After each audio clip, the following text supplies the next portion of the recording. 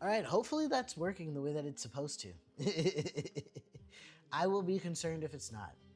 Actually, let's double check and make sure we're good. It looks like we're good. It looks like we're good. So, nice.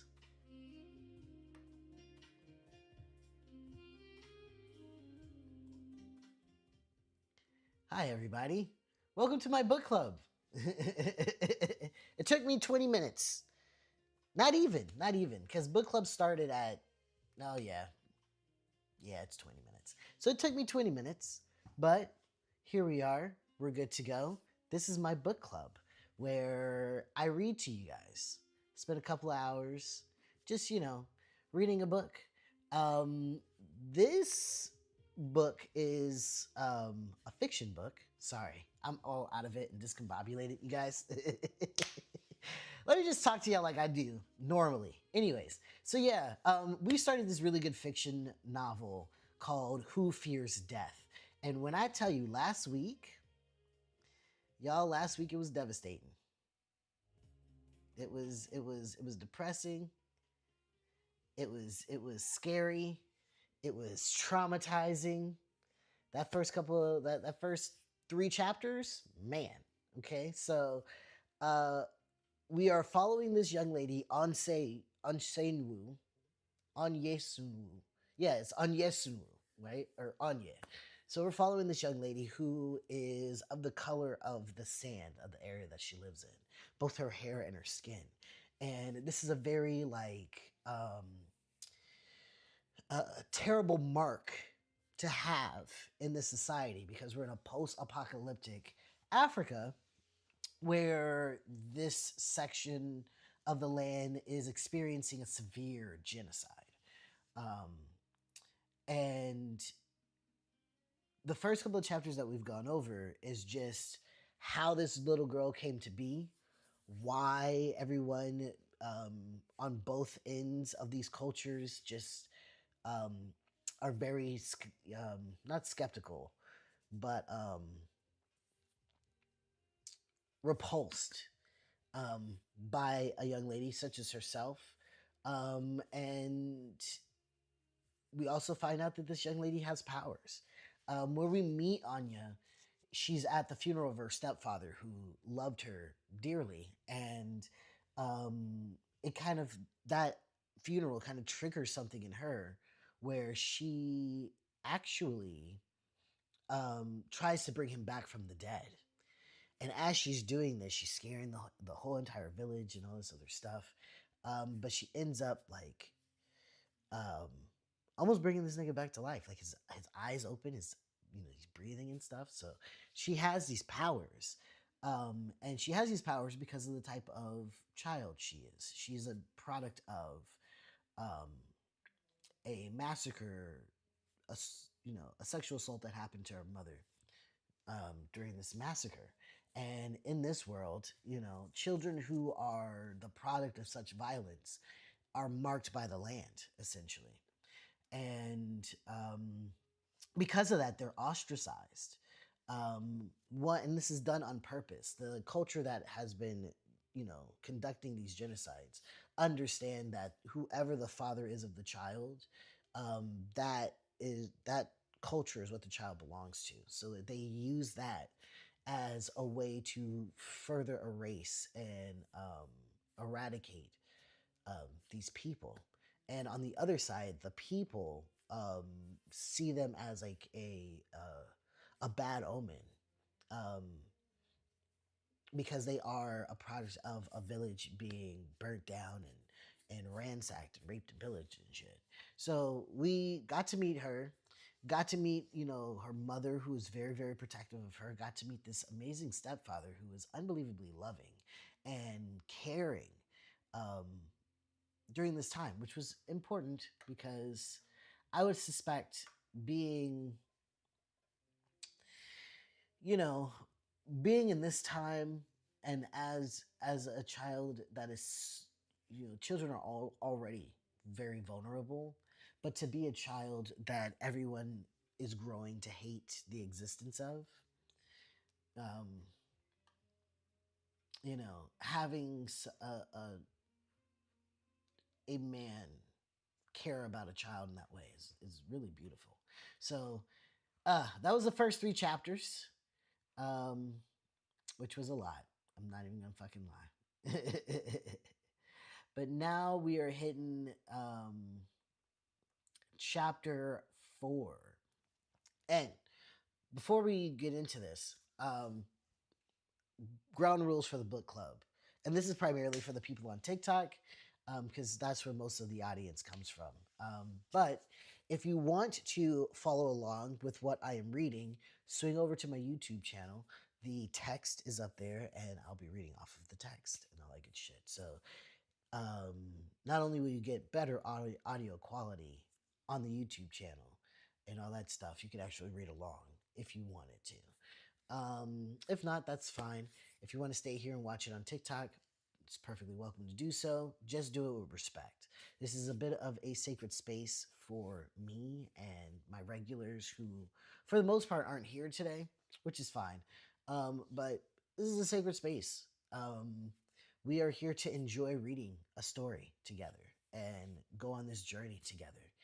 Um, and that's what makes that shit fun. So I don't tolerate disrespect. Everyone is welcomed here. Doesn't matter who you are, what you are. Everyone is welcomed here as long as they respect the space. If you can't respect the space, I will get rid of you. I'm not going to argue. I'm not going to give a warning. This is as much of a warning as I'm going to get, or give. So I'm just going to get rid of you permanently. So you will spend as I'm, if you really are that froggy, you'll spend the entire afternoon getting blocked, you know, because it's the millisecond I know of the existence of a ne'er do well, up out of here. Okay. So I protect this space fiercely. I expect the people who enjoy this space with me to also protect it fiercely. I'm pretty sure I'm going to have my moderator pop up, you know, at some point while we're reading. So, I have moderators here. I will also be paying attention. So all of that is fine. Outside of that shit, um, this is not like, you guys don't have to be quiet and lurky. Um, you are more than welcome to express whatever it is that you're feeling about what we're reading. If you got ideas or you just have thoughts about something, go ahead and share them. You're more than welcome to do that. We're here to engage with each other. Because I'm probably gonna, pause and give my 2 cents on shit. So here we are. But yeah, outside of that, again, if you want to read along, just hop up to the YouTube channel. I'm live right now on YouTube as well. If you want to catch up with anything that we have read so far, other books, the other chapters to this story, um, you're more than welcome to switch over to the Patreon. The Patreon is free, 100% free. You are not required to become a paid member in order to get access to anything that's on the Patreon. So if you wanted to catch up, watch previous stuff and all that good shit, switch over to the Patreon. You got all that. That's also where the community kind of meets up and converses and vote on the books that we're going to read in the future. It's also where people chat up and share their experiences of what they're doing in their community. In addition to us getting together and reading together, we also like to share our escapades of community engagement, right? And that does not have to mean community activism or anything like that, although that's really cool. But if you're doing something in your community, we want to know about it. We want to know how it is connecting with the people that you live around. Do you like it? Do you hate it? Do you wish that you had something else? Are you wanting to find something else? You know what I'm saying? Or did you find exactly what you're looking for and you're having a great time? We want to know how you're engaging with your community. So if you want to share those stories and all that stuff, do that on the Patreon. You're more than welcome to do that. That's great. You know what I'm saying? Um, what else? What else? What else? I think that's it. I think that's all of it. So, um, yeah, let's get into this motherfucking book, yo. Let's get into this book.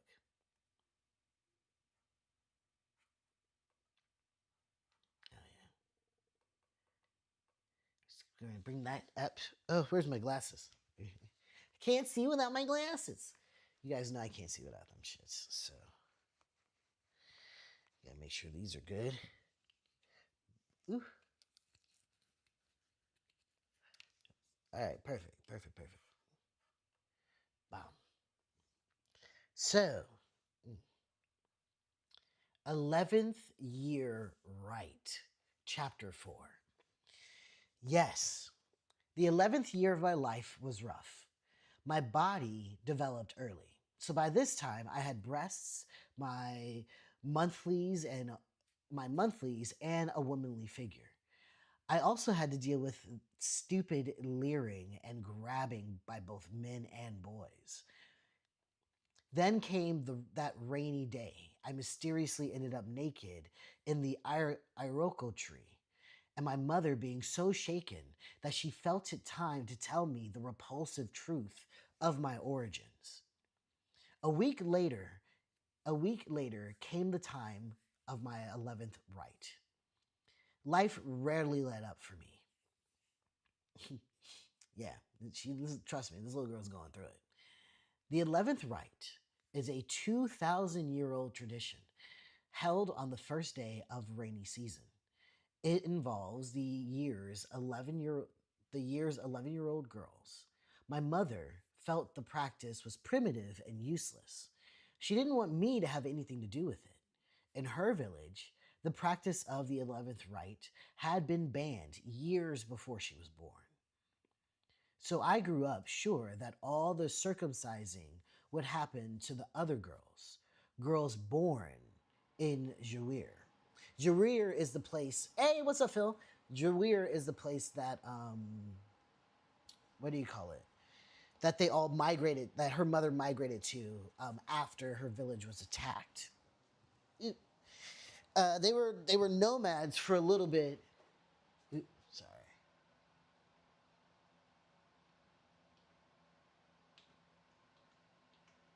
Sorry, guys. I'm just turning this fucking AC off. It sounds like a goddamn whirlwind up in this bitch. But yeah. So what was I talking about? Yeah. So Jawir is where they landed after their entire community got ransacked, right? So that's what she's talking about there.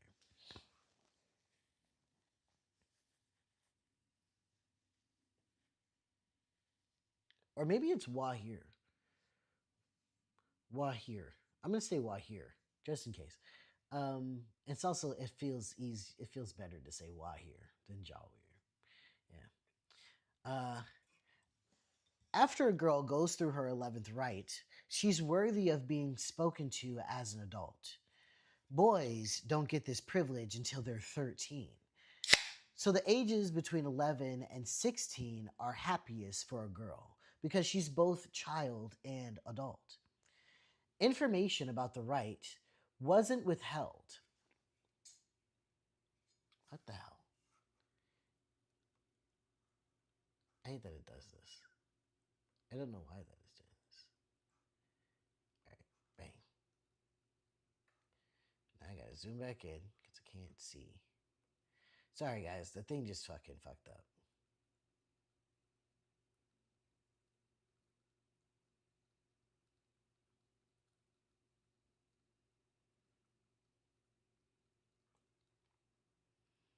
Mm-mm-mm-mm-mm. Okay, here we go. Information about the rite wasn't withheld. There were plenty of books about the process in the school's bookhouse. Still, what is going on?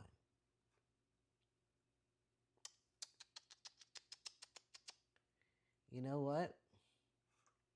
We're going to close it out and open it again. Sorry, you guys. It keeps resetting. So let's go ahead and fix that right quick. Ay, ay, ay. Go to books. Go to my PDF library. Go to the author. We're going to open said book. Maybe let's see if I can do it this way. It might be a little bit easier.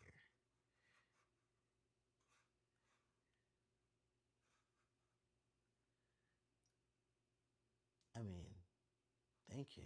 Like, goddamn. That's annoying. All right. So it keeps resetting. So I'm going to try to fix that problem right quick. Because who wants to deal with that? You know? I don't. I sure as fuck don't. Okay.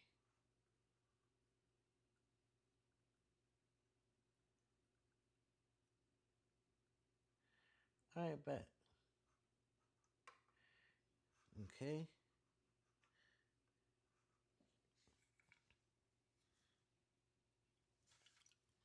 Why the fuck is the AI assistant this goddamn big? Jesus Christ. Ugh. Okay, buddy. All right, so I just opened this up in Adobe. Let's see if that'll make that a little bit easier on us. It's looking like it might. All right, cool, cool, cool. Not cool. Okay, better.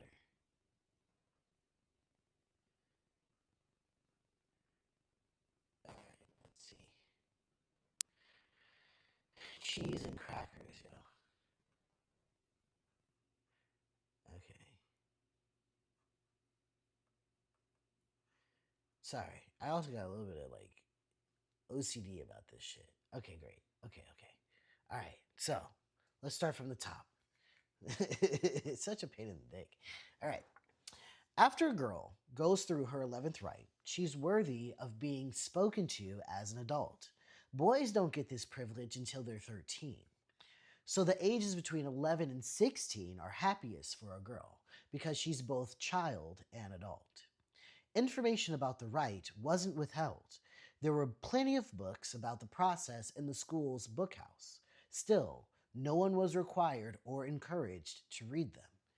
So, us girls knew that a piece of flesh was cut from between our legs and that circumcision didn't literally change who we were or make us better people. But we didn't know what that piece of flesh did. And because it was an old practice, no one really remembered why it was done. So, the tradition was accepted, anticipated, and performed. I didn't want to do it. No numbing medicine was used. That was part of the ritual. I had seen two fleshy circumcised girls the previous year, and I remembered how they walked. And I didn't like the idea of cutting off a part of my body. I didn't even like cutting my hair. Fair. She said, bitch, I don't even like getting a haircut. You want to start snipping at nerve endings and shit? Hell no. Fair enough. Thus, my long braids. And I certainly wasn't one to do anything for the sake of tradition. I didn't come from that kind of background. But as I sat on the floor staring into space, I knew something had changed in me last week when I ended up in that tree. Whatever it was caused a slight shake to my step that only I noticed. I'd heard more from my mother than the story of my conception. She'd said nothing about the hope she had in me, the hope that I would avenge her suffering. She hadn't been detailed about the rape either. All of this was between her words. I had many questions that couldn't be answered, but when it came to my 11th year right, yo, it is fucked up. Bukowski said that's so, yeah. Mm-hmm. Shit, wow. Shit is fucking wild. Okay. Boop, boop, boop. There we go.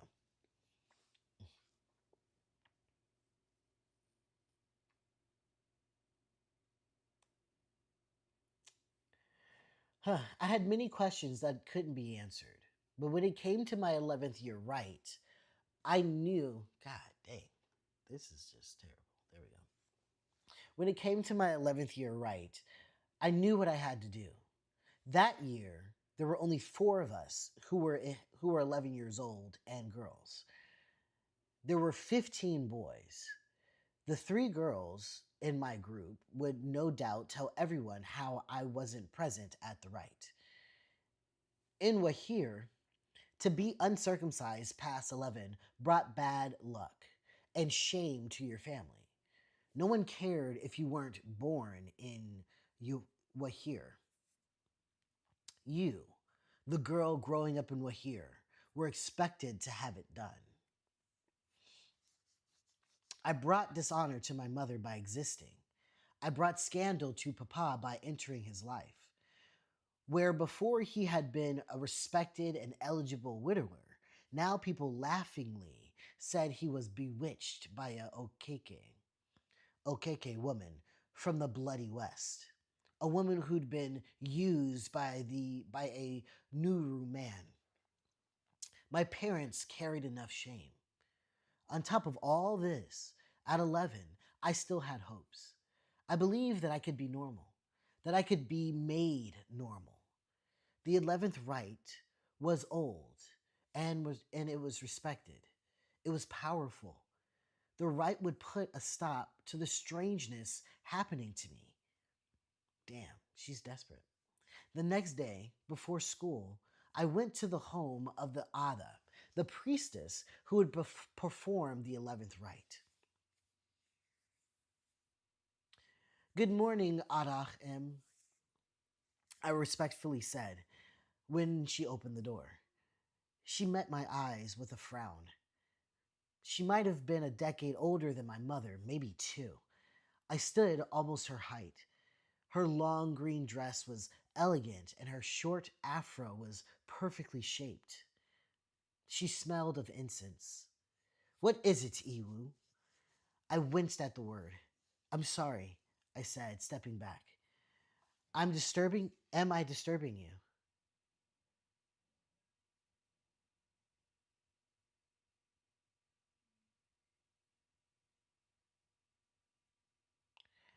I'll decide that, she said, crossing her arms over her small chest. Come in.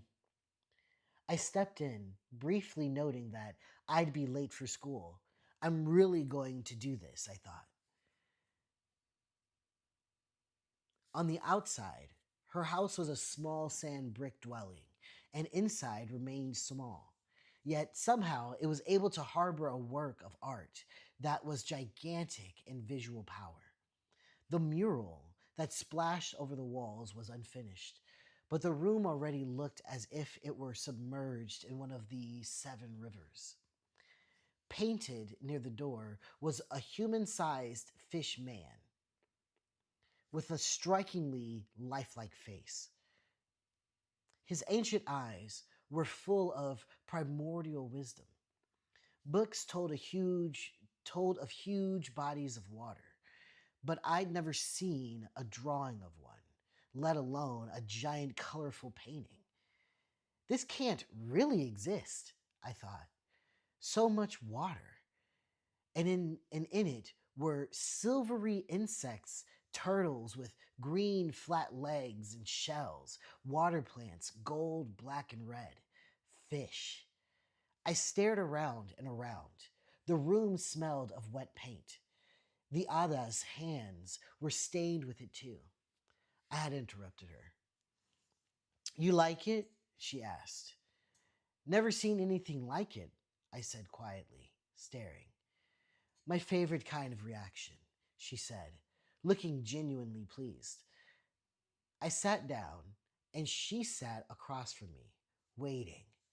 I, I'd like to put my name on the list, Adakmem, I said. I bit my lip. To speak this request made it true, especially when spoken to this woman. She nodded. Mm, excuse me. Bukowski says some practices and shouldn't always be passed on. Facts. Yeah, it's kind of crazy. And it's kind of crazy that she feels like it's not even that they're forcing them to do this, right? But because of the other layers of the societal structure, she almost feels compelled to do this, like in order to erase the shame that her mere existence, like imagine like having that much weight on a, such a process, you know, your mere existence has made your family, everyone who's ever loved you and everyone you've ever loved, it's your existence has made their life exponentially worse. And this might be the one thing that these motherfuckers care enough about to not give your family a hard time. Right. For something that wasn't even your fucking fault, yo. That's insane. Yeah. Talking about carrying the baggage of your ancestors and having to solve it. Like I think that's such a perfect example of something that is like the hardest thing to accept as an adult. At least for me, like one of the hardest things I had to accept as an adult is that you once your brain finally comes online, you realize that some of the baggage that you're carrying, you didn't put there. And like oftentimes it'd be the biggest fucking piece of luggage you have in your life. Like oftentimes. And like the biggest fucking thing is something that you didn't even create for yourself. But you are tasked with handling it and managing it and overcoming it. Cause ain't nobody else gonna do that shit but you. And if you don't do it, it only hurts you. It only hurts you to not do the thing, to not carry the baggage that you had no fucking business having. I can only imagine. You know, like that is one of the worst things about like being an adult is that some of the things that are wrong with you have nothing to do with you. And yet because you are the person who holds it, it's still your responsibility to work through that shit and to navigate life with it. That's, you know, it's a I that broke me. I think I realized that when I was like I had to have been like 22, 23. No, no, not 23. A little bit later. A little bit later. How old was I? My last serious, oh, this is going to get dark. I'm sorry. But my last serious suicide attempt, I think I was like 24, 25. And it was at that point in time because it didn't work out. Like it, you know, I got close. I got very, very close. It's probably like the most peaceful I've ever felt in my entire life. Like I know what peace feels like, you know. But it didn't work out or whatever, and for several different reasons, you know. Like, but I found myself in that moment relying on the people around me who said that I needed to rely on them, and they weren't there. And a lot of things were revealed. A lot of terrible things were said um, to me, you know, because of this shit. But it was at that moment where I was like, oh yeah, you know, I need to, I need to do this for myself. I can't rely on anybody else. And at this point, like, it hasn't happened yet. So like, we're just gonna take this shit one day at a time. And that's when I really had to like pivot. Um, to manage the ideation and all other shit. But one of the ego deaths in that process um, was realizing that I was holding a lot of resentment towards my family and my community because they didn't show up for me in that moment. And it was either going to make me completely isolate myself away from everybody that I loved, or I was going to have to do something else in order to like really accept that this is what happened, but I still want these people in my life and I still want to trust them. And a major part of that was realizing that the baggage of like, there is baggage that you carry that has nothing to do with you, that you are going to be responsible for. And it's not fair and it's not okay, but it is what is. So to a certain extent, you know, Aji Willikers, that sucks. But if you plan on surviving and surviving with even with an iota of a chance of being sane, you have to accept that shit. Okay, I digress. Sorry. jumping back into the story. So she's here and she's talking to the circumcision lady. She just told the circumcision lady that she wants to sign up to be circumcised. Ugh, terrible. Mm. So they're looking at this mural. She says you like it. Baby girl says never seen anything like it. I said quietly, staring. My favorite kind of reaction, she said, looking genuinely pleased. I sat down and she sat across from me, waiting. I I'd like to put my name on the list, Ada M. I said. I bit my lip. To speak this request made it true, especially when spoken to this woman. She nodded. I wondered when you would come. The Ada knew what was happening with everyone in Wahir. She was the one who made sure the proper traditions were performed for deaths, births, menstrual celebrations, the party thrown when a boy's voice drops, the 11th year rite, the 13-year rite, all of life's markers. She planned my parents' wedding, and I'd hidden from her whenever she came by. I hoped she didn't remember me. Hey, what's up, Moss?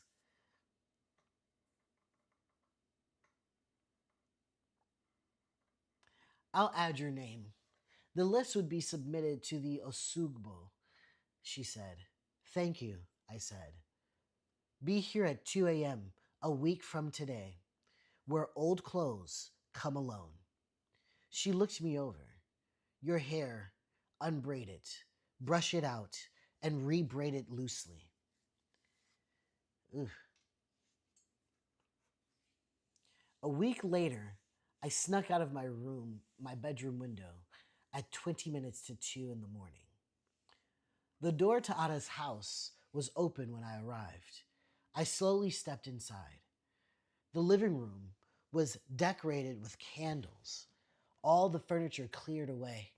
The Ada's mural, mostly finished, looked more alive than ever in the candlelight. Ugh. The three other girls were already there. Excuse me. I quickly joined them. They looked at me with surprise and some relief. I was one more person to share their fear. We didn't speak, not even a greeting, but we stood close together. Besides the Ada, there were 5 other women present. One of them was my great aunt, sorry, Abeyo Ongundimu. She'd never liked me. If she realized I was here without the consent of Papa, her nephew, I'd be in real trouble. I didn't know the other 4 women, but one of them was very old, and her presence demanded respect. I shivered with guilt, suddenly unsure of whether I should be there. I glanced at a small table in the center of the room. Set on it were gauze, bottles of alcohol, iodine, 4 scalpels, and other items I didn't recognize. My stomach rolled with nausea. A minute later, the Ada began. They must have been waiting for me. We are the women of the 11th rite, the Ada said. We 6 guard the crossroads between womanhood and girlhood. Only through us can you move freely between the two. I am the Ada. I am Lady Abadi, the town healer, the short woman next to her said. Her hands were pressed closely to her flowing dress. I am Ochi Naka, another said. She was very dark skinned and had a voluptuous figure that she showed off with her stylish purple dress. Market seamstress. I am Zuni Wahan, the other said.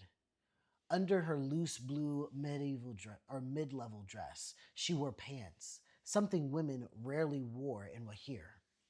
Architect. Oh, so she's an architect, so she can wear pants. That makes sense. I am Obiu Agundimu, my great aunt said with a smirk, mother of 15.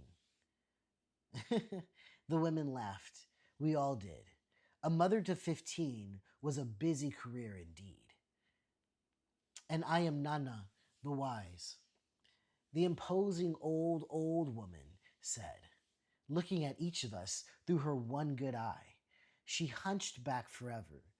Her hunched back forever pushing her forward. Damn. That's a good way to say that. Forever pushing. Damn. My great aunt was old, but she was young compared to this woman. None otherwise. Wise's voice was clear and dry. She held my eyes longer than she did the other girls. Now, what are your names, so that we are all well met? Luyu Shiki, the girl next to me said. Diti Guasiminde, Simend Dime, Binta Kita, Onyesunu Ubad Odum. Oh, God, I'm butchering these names. I'm trying my best. Ah, this one, none otherwise said, pointing at me. I held my breath. Step forward, the Ada said. I spent. Excuse me. I spent too much time mentally preparing for this day. All week, I had trouble eating, sleeping, fearing the pain and blood. By this point, I'd finally come to terms with it all. Now the old woman would bar my way. Nana the wise looked me up and down. Slowly, she stepped around me, peering up with her one eye, like a tortoise from its shell. She grunted. Unbraid that hair, she said. I was the only one with hair long enough to braid. Wahir women wore their hair stylishly short, another difference between my mother's village and Wahir. This is her day. She must be unhindered. I was flushed with relief. As I undid my loose braid, the Ada spoke. Who comes here untouched? Ooh, what the fuck does that mean? I know what that means. Damn, that sucks.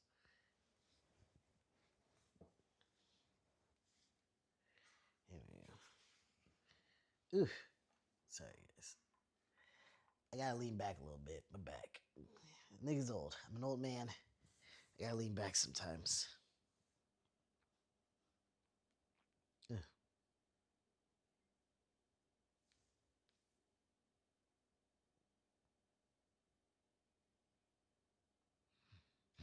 Mm.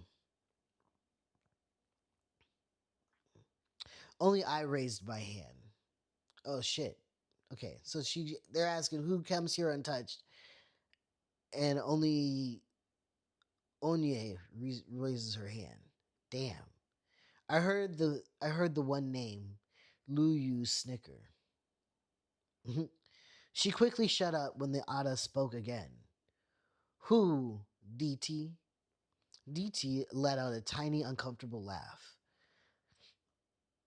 A schoolmate, she said quietly. His name, Finansi. Did you have intercourse?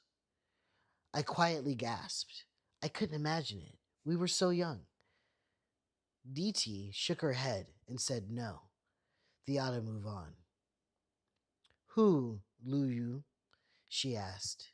When Luyu only stared back with defiant eyes, the Ada strode forward so quickly that I was sure she was going to slap Luyu across the face. Luyu didn't budge. She held her chin higher, daring the Ada. I was impressed. I noticed Luyu's clothes. They were made from the finest textiles. They were bright. They'd never been washed. Luyu came from money, and she obviously didn't feel that she had to answer to even the Ada. I don't know his name, Luyu finally said. Damn, alright, you know what I'm saying?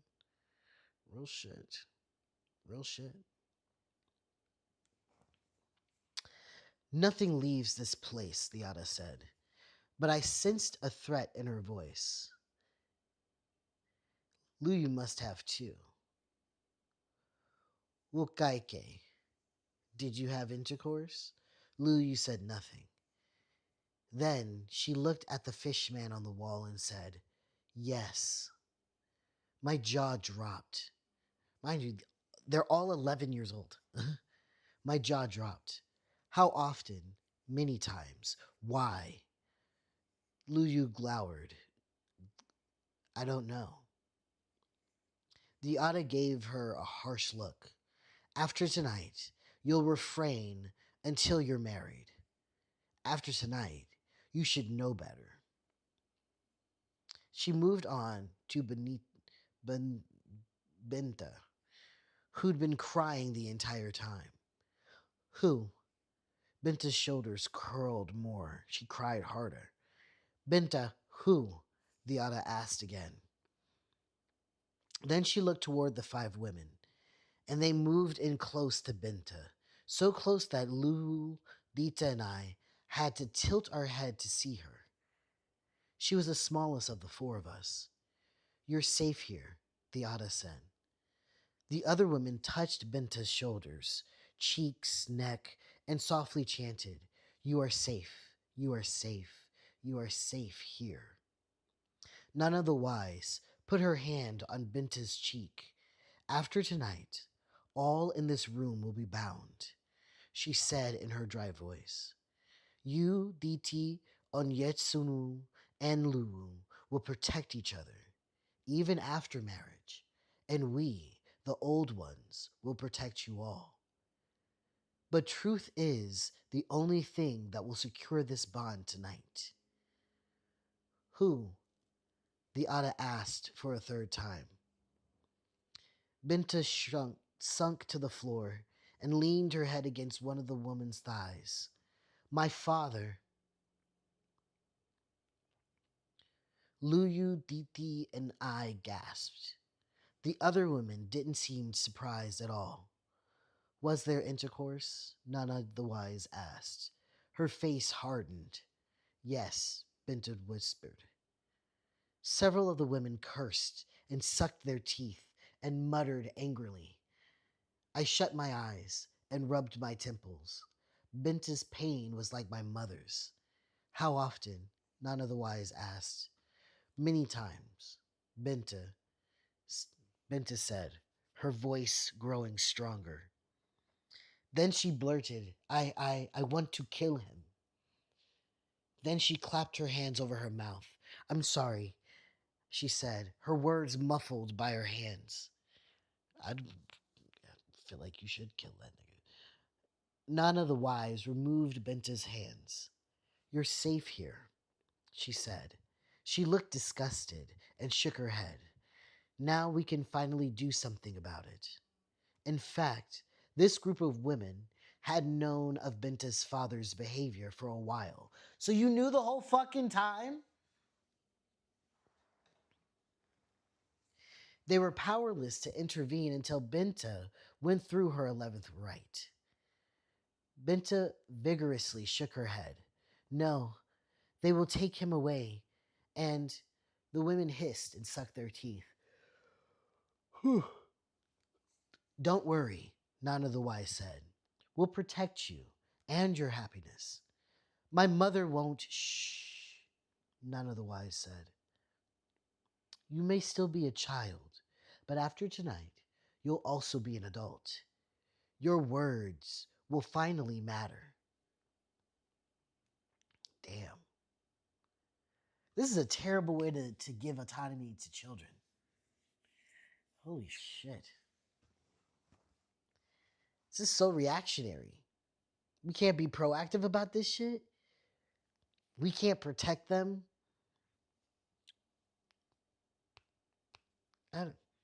That's crazy.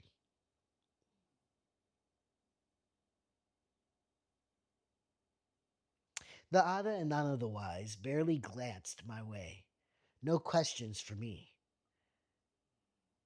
Today, the Ada said to us all, you'll become child and adult. You will be powerless and powerful. You will be ignored and heard. Do you accept? Yes, we all said. You are not to scream, the healer said. You are not to kick, the seamstress said. You are to bleed, the architect said. Ani is great, my great aunt said. You have already taken the first step into adulthood by leaving your homes and entering the dangerous night alone, the Ada said. You'll each get a small sack of herbs, gauze, iodine, and body salts. You'll return home alone. In 3 nights, you're to take a long bath. We were told to remove our clothing and handed pieces of red cloth to wrap around ourselves. Our tops would be taken to the back and burned. We'd each been given a new white shirt and veil, the symbols of our new adulthood. We were to hear our raps, or we were to wear our wrappers home. They were symbols of our childhood. Binta was first, her right most urgent, then Lulu, Diti, and then me. A red cloth was spread on the floor. Binta started crying again as she lay on it, her head on the red pillow. The lights were turned on, which made what was about to happen that much scarier. What am I doing? I thought, watching Binta. This is crazy. I don't have to do this. I should just run out of the door, run home, slip into my bed, and pretend this never happened. I took a step towards the door.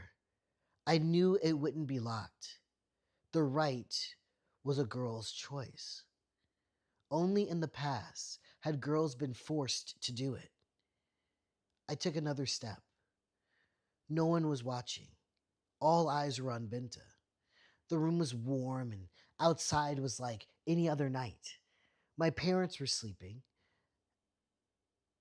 as if it were any, oh yeah. My parents were sleeping as if it were any other night.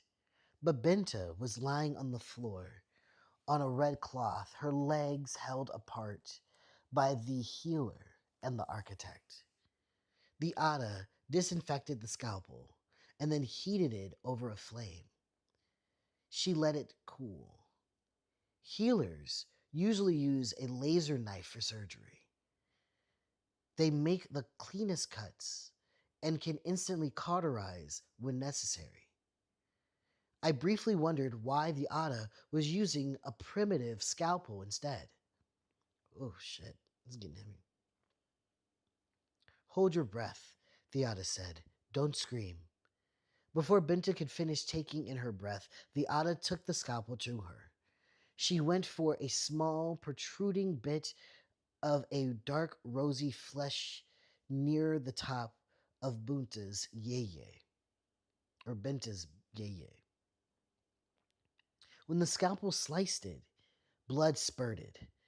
My stomach lurched. Binta didn't scream, but she bit down on her lips so hard that blood dribbled from the side of her mouth. Her body jerked, but the women held her. The healer staunched the wound with ice wrapped in gauze. For a few moments, everyone froze except Binta, who was breathing heavily. Then one of the other women helped her stand and move to the other side of the room. Binta sat down, her legs apart, holding the gauze in place, a stunned look on her face. It was Luyu's turn. Right, man? Man, couldn't be me. That is terrifying. That is terrifying. Oh my god. Oh my god. Yeah, that's oof. I'm nervous laughing. Hold on. Grab some. I can't do this, Lou started babbling. I can't do this. Still, she allowed herself to be held down by the healer and the architect. The seamstress and my great aunt held her arms for good measure as the Ada took another scalpel and disinfected it. Liu didn't scream. Or Lu, I don't know why I keep saying Liu. Liu didn't scream, but she made a sharp peep. Tears dribbled from her eyes as she fought with the pain. It was DT's turn. DT lay down slowly and took a deep breath. Then she said something too quiet for me to hear. The minute the Ada brought the fresh scalpel to her flesh, DT jumped up, blood oozing down her thighs. Her face was a mask of terror. As she tried to wordlessly scramble away, the women must have seen this reaction often because without a word, they grabbed her and quickly held her down. The Ada finished the cut fast and clean. It was my turn. Ooh, shit, man. It doesn't get any easier. It doesn't chill. None of it chills out. Fucking Christ. Good grief. Okay. Mm. I could barely keep my eyes open. The other girls' pain was swarming around me like wasps and biting flies. That's some imagery for that ass. That's oof. Excuse me again. Tearing at me like cactus thorns, these wasps and biting flies. Come, Onyesunu, the Ada said. I was a trapped animal, not trapped by the women, the house, or tradition. I was trapped by life, like I had been a free spirit for millennia, and then one day something snatched me up, something violent and angry and vengeful, and I was pulled into the body that I now resided in, held at its mercy by its rules. Then I thought of my mother. She stayed sane for me. She lived for me. I could do this for her. I lay on the cloth, trying to ignore the three other girls' eyes as they stared at my uwu body, or iwu body. I could have slapped all three of them. I didn't deserve to suffer those scrutinizing stares during such a chilling moment. Yeah, because that's fucked up. It's fucked up.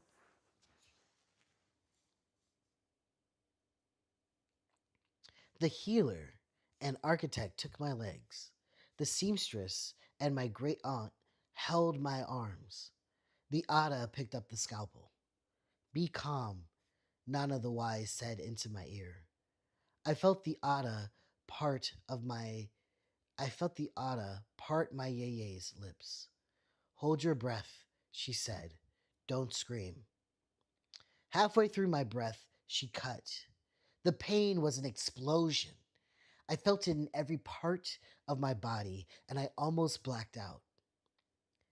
Then I was screaming. I didn't know that I was capable of such noise. Faintly, I felt other women holding me down. I was shocked that they hadn't let go and run off. I was still screaming when I realized that everything had fallen away, that I was in a place of periwinkle and yellow and mostly green. I would have gasped with terror if I had a mouth to gasp with. I would have screamed some more, thrashed, scratched, spit. All I could think was that I had died yet again. When I remained as I was, I calmed. I looked at myself. I was only a blue mist, like the fog that lingers after a fast, hard rainstorm. Holy shit. I think she just like I think she just like apparated herself. I think that's what just happened.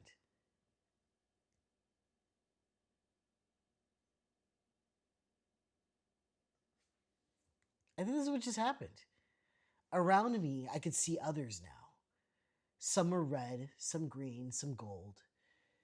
Things focused on I could Things focused and I could see the room too. The girls and women. Each had her own colored mist. I didn't want to look at my body lying there. Then I noticed it. Red and oval shaped, with a white oval in the center, like the giant eye of Ginny. It sizzled and hissed, the white part expanding, moving closer. It horrified me to my very core. Must get out of here, I thought. Now, it sees me. But I didn't know how to move. Move what? I had no body. Oh shit, this is getting good. The red was bitter venom. The white was like the sun's worst heat. I started screaming and crying again. Then I was open. Then I was opening my eyes to a cup of water. Everyone's face broke into a smile. Oh, praise Ani, the Ada said. I felt the pain and jumped. About to get up and run. I had to run. From that eye. I was so mixed up that for a moment I was sure that what I'd just seen was causing the pain. Don't move, the healer said. She was pressing a piece of gauze wrapped ice between my legs, and I wasn't sure which hurt more, the pain from the cut or the ice's cold. My eyes shot around the room, searching. When my gaze fell on anything white or red, my heart skipped a beat and my hands twitched. After a few minutes, I began to relax. I told myself it was all just a pain induced nightmare. I let my mouth fall open. The air dried my lower lip. I was now Anna Mbabi. No more shame would befall my parents. Not because I was 11 and uncircumcised, at least. Ugh, not at least. My relief lasted about 1 minute. It wasn't a nightmare at all. I knew this. And though I didn't know exactly what, I knew something terribly bad had just happened. When she cut you, you just went to sleep, Luyu said, as she lay on her back. She was looking at me with great respect. I frowned. Yeah, and you went all transparent, DT quickly said. She seemed to have recovered from her own shock. What? I said. Shh, Lulu angrily hissed at DT. She did, DT whispered. I wanted to drag my nails across the floor. What was all this? I wondered. I could smell the stress on my skin. I realized that I could smell that other smell too, that one that I'd smelled for the first time during the tree incident. She should speak with Aro, the Ada told to Nana the Wise. None of the Wise only grunted, frowning at her. The Ada fearfully averted her eyes. Who's that? I asked. No one responded. None of the other women would look at me. Who's Aro? I asked, turning to DT, Luyu, and Binta. The three of them shrugged. Don't know, Luyu said. When none of the women would elaborate on this Aro, I dismissed their words. I had other things to worry about, like that place of light and colors, like the oval eye, like that bleeding and stinging between my legs, like telling my parents what I'd done. The four of us lay there side by side in pain for a half hour. We were each given a belly chain made of thin, delicate gold that we would wear forever. Well, you know, it's crazy. My mom had a chain like that, a belly chain, like that. Like you couldn't take it off. I mean, you could, but you know.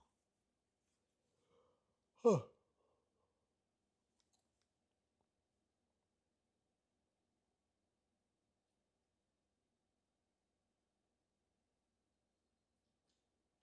The elders raised their shirts above their bellies to show us theirs. They've been blessed in the seventh of the seven rivers, the Ada said. They'll live long after we've died. We were all each given a stone to place underneath our tongues. This was called Talimbe Itanu. My mother approved of this tradition, though its purpose had also long been forgotten. Hers was a very small, smooth orange stone. The stones vary with each Okeke group. Our stones were diamonds, a stone I'd never heard of. They looked like small ovals of ice. I held mine easily under my tongue. One was only to take it out when eating or sleeping, and one had to be careful at first not to swallow it. To do so was bad luck. Briefly, I wondered how my mother hadn't swallowed hers when I was conceived. Damn. Eventually, your mouth would make friends with it, none otherwise said. The four of us dressed, putting on underwear with gauze pressed against our flesh and wrapping the white veils over our heads. Excuse me. We left together. We did well, Binta said, as we walked.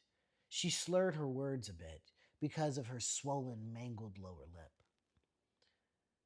We moved slowly, each step met with pain. Yes, none of us screamed, Luyu said. I frowned. I certainly had. My mother said that in her group, 5 of the 8 girls screamed. Onyesunu thought it felt so good that she went to sleep, DT said, smiling. I thought I screamed, I said. I rubbed my forehead. No, you fainted dead away, DT said. Then you. DT, shut up. We don't talk about things like that, Luyu hissed. We were quiet for a moment. Our work, our walk to the road slowing even more. An owl hooted from nearby, and a man on camelback trotted past us. We'll never tell, right? Luyu said, looking at Binta and Diti. They both nodded. She turned to me with interested eyes. So, what happened? I didn't really know any of them, but I could tell DT liked to gossip. Yeah, that bitch liked to talk. She told everybody business immediately. Luyu too, though she tried to act as if she didn't. Binta was quiet, but I wondered about her. I didn't trust them. Fair enough. It was like I went to sleep. I lied. What? What did you see? You did go to sleep, Luyu said. You were like glass, DT said with her eyes wide. I could see right through you. Thank you. Thank you. I don't know if I should, but I appreciate the compliment, fam.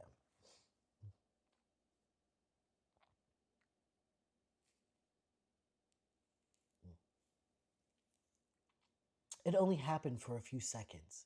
Everyone was shocked, but they didn't let go of you, Binta said.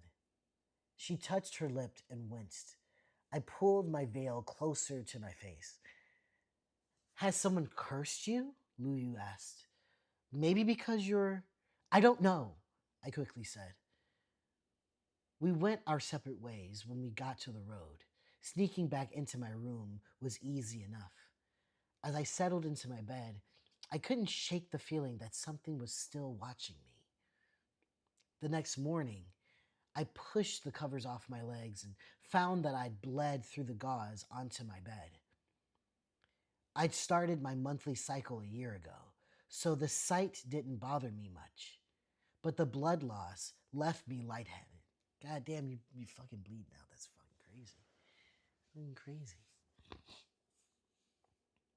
I wrapped myself in my rapa and slowly walked into the kitchen. My parents were laughing at something Papa had said. Good morning, Anseyu. Anyesunu, Papa said, still chuckling. My mother's smile melted when she saw my face. What's wrong? She asked in her whispery voice. I, I'm all right, I said, not wanting to move from where I stood. I just, I could feel the blood running down my leg. I needed fresh gauze and some willow leaf tea for the pain and something for the nausea, I thought just before I threw up all over the floor. Damn. Yeah, you were trying to hide it, but yeah, that wasn't gonna work out. Wasn't gonna work out. God dang. My parents rushed over and helped me into a chair. They saw the blood when I sat down. My mother quietly left the room. Papa wiped the vomit from my lips with his hand.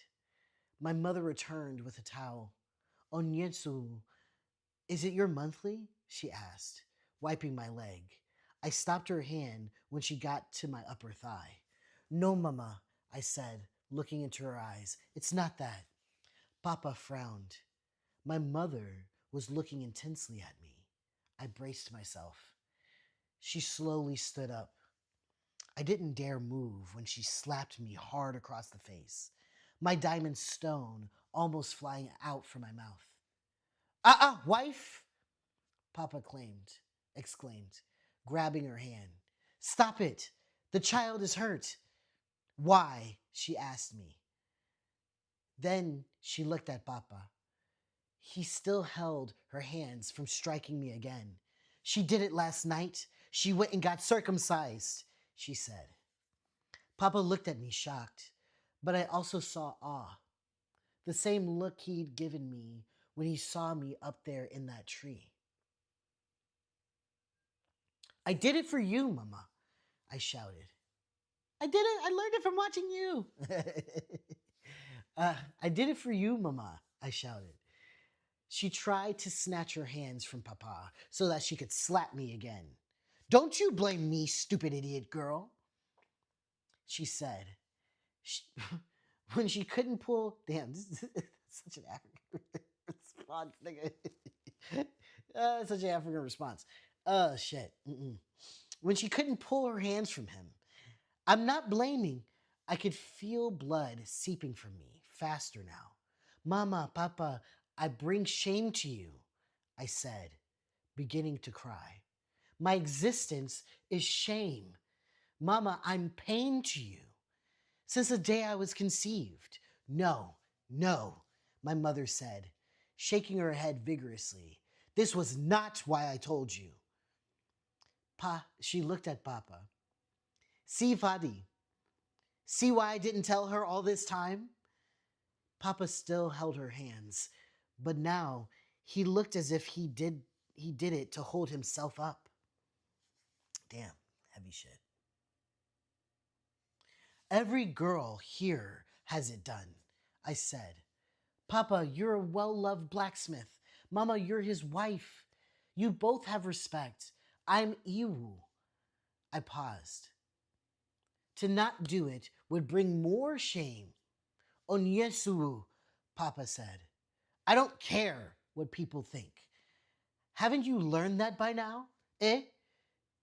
You should have come to us. Insecurity is no reason to have it done. My heart ached, but I still believed I'd made the right choice. He may have accepted my mother and me for what we were, but we didn't live in a vacuum. In my village, no woman was expected to be cut like that. My mother hissed. What kind of barbaric? She turned away from me. It was already done. She clapped her hands together and said, My own daughter.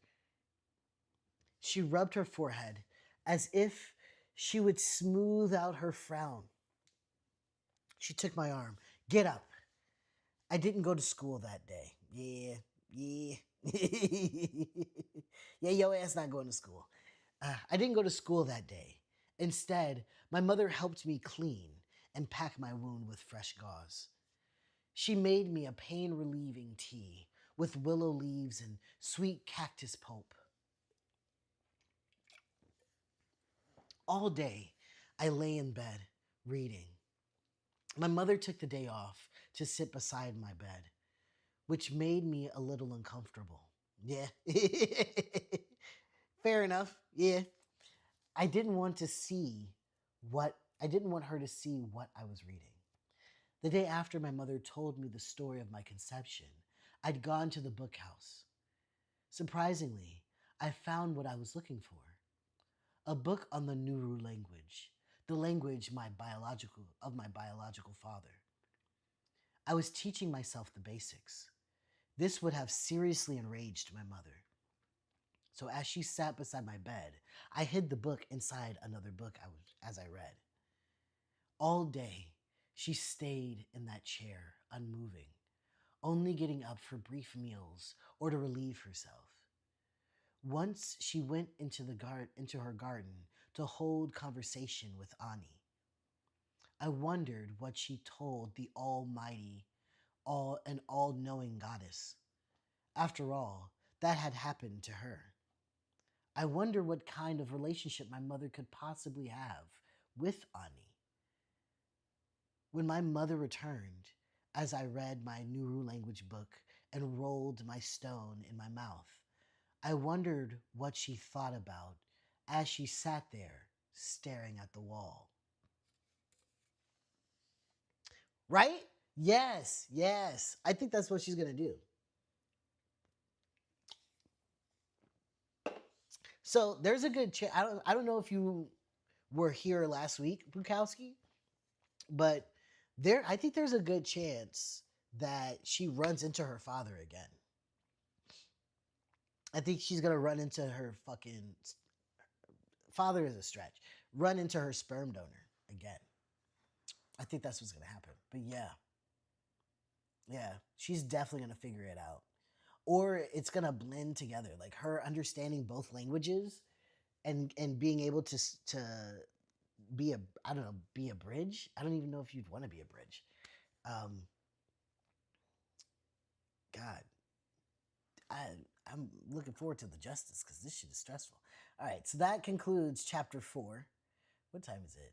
Okay, it's just 11 o'clock. Um, I'm gonna take a little bit of a breaky poo. I don't know why I said breaky poo. I'm sorry.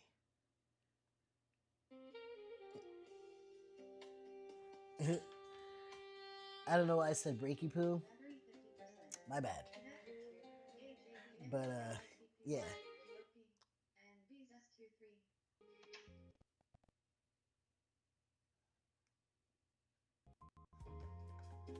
Yeah. So I'm gonna go ahead and take a little quick break before we start chapter 5. Ooh. How are you guys feeling about this story so far? I, if I'm honest,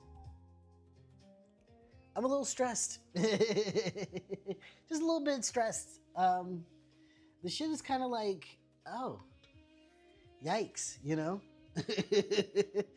I totally understand why she did what she did. I really do. It is so good. It is, yeah. It's, yeah. You know. Mm. I understand why she's doing what she's doing, but also, fuck, you know? God damn. That's crazy. You know? Okay, hold on. Yeah, that's crazy shit.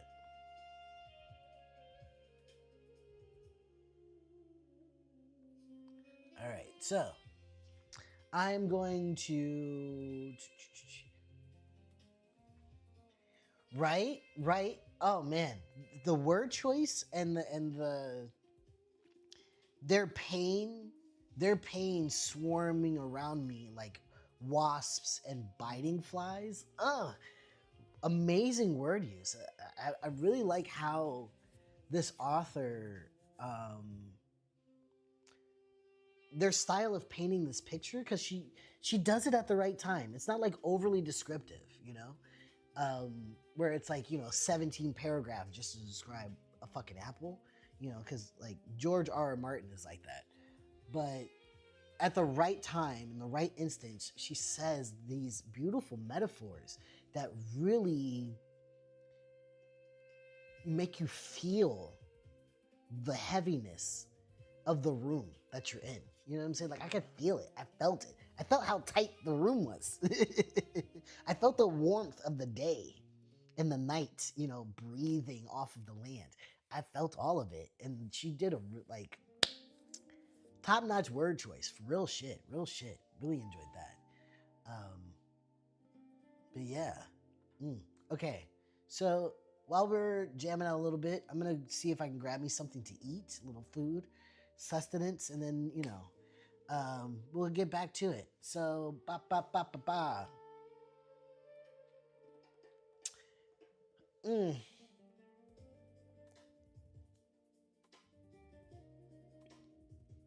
11:20. Does that sound like a good time to come back here and start chapter 5 for you guys?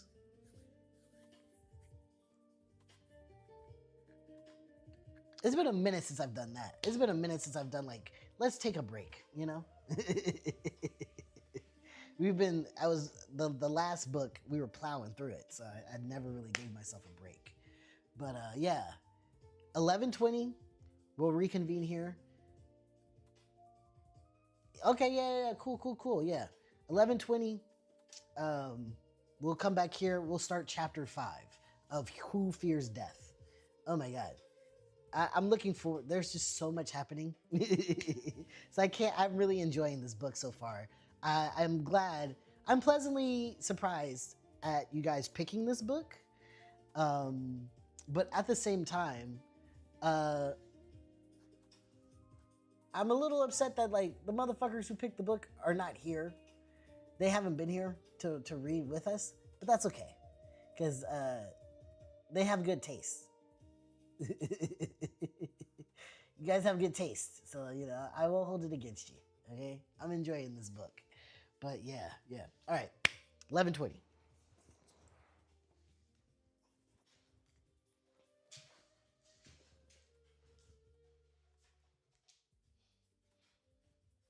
Hey, Baba, you sleeping?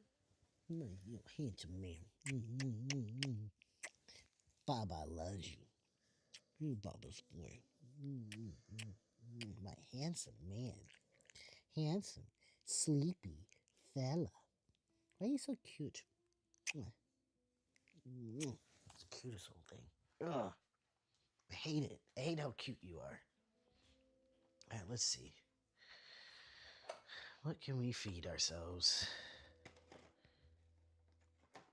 I do have these macarons. If I can open them shits. What?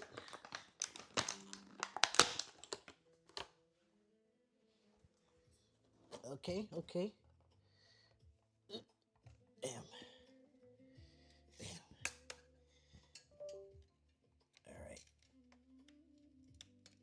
Just in time. Nice. All right. That's some macaron.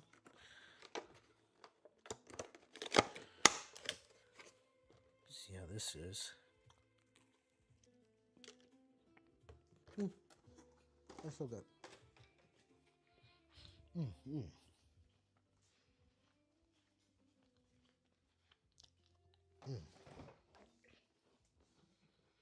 Mm-hmm.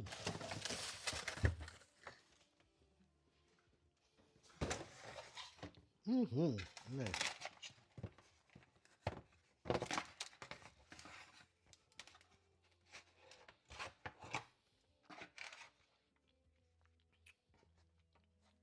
Yeah.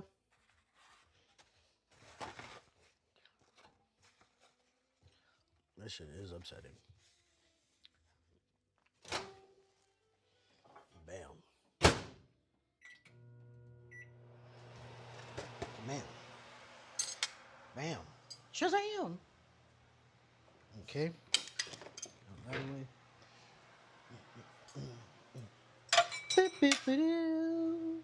Beep beep doo. Beep beep doo. Boop boop doo doo. Boop boop boop boop doo doo. Da da da da. Ya da da da. Ba ba ba da da da da da. Nice. Okay. Nope. Nope. Not long enough. Okay. You know, warming up pizza is really a skill. It's really an art form. Because you can't just do it. It doesn't just happen. Oh, you know what? While I'm up, let me get a pillow. My back is hurting.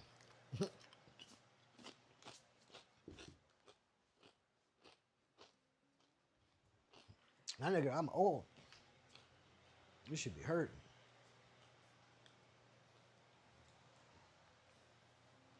Yeah, yeah.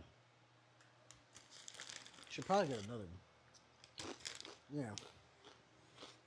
We're gonna make this shit comfortable, y'all.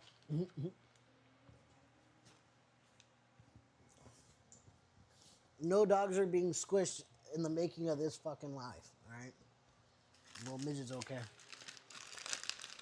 Alright.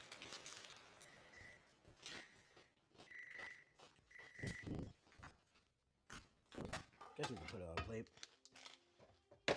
I guess I can be civilized in that way. Perfect. Nice. Mm-hmm. Wee, wee, wee. Oh.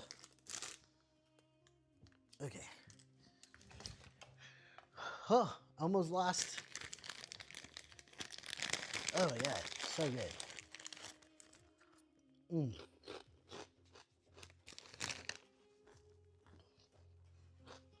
Okay. Yep. Yep. Yep. It was good. Yep. Oh god. Mm-hmm. Gotta get the remote out of my ass. Yeah. Yeah. Yep. That's right. This is correct. Correctamundo. Yep. Mm. I should probably move this mic, right?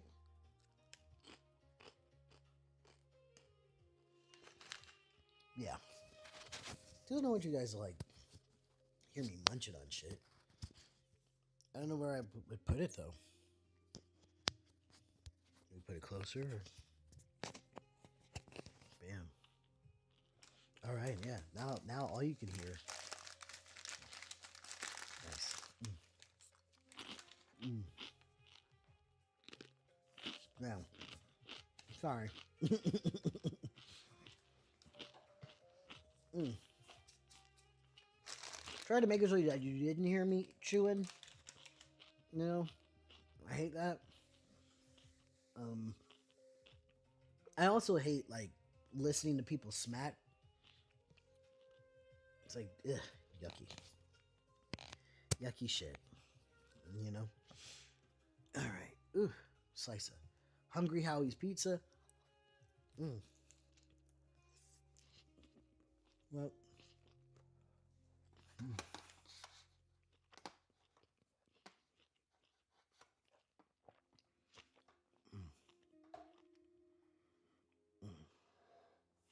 nope. Wrong direction. Bam. I need y'all to know that I'm moving this shit like with my legs. Mm. Mm-hmm. Mm. I love this pizza. Hungry Howie's. One time for the one time. Fucking delicious. Mm. Mm. Mm.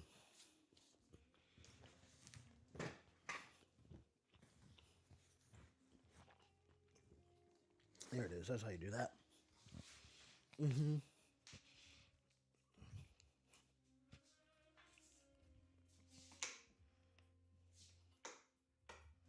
Yeah. That's better. Yeah. I honestly prefer natural lighting, but it's just useless if a nigga can't see you. Okay. Ooh. Almost died. Jesus. Jesus Christ. All right.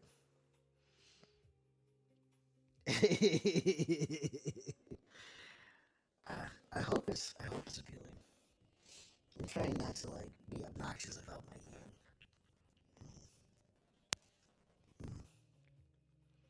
I will tell you. Ooh, excuse me. Mm. All right. Over there? No, I got 4 more minutes. We got 4 more minutes. Mm. I don't know. I just got ravenous all of a sudden. You know? So my body woke up and was like, hey, we haven't eaten anything today. What's going on? Let's go fix that. Mm.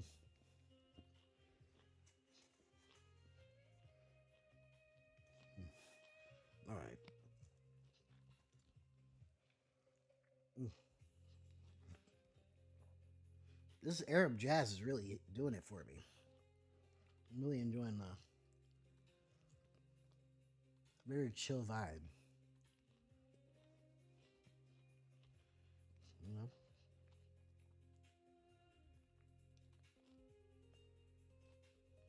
No.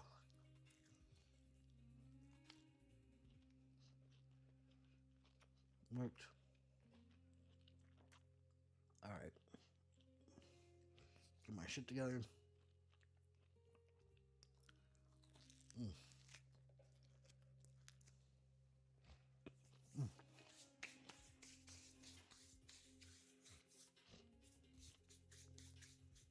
Mm. Mm.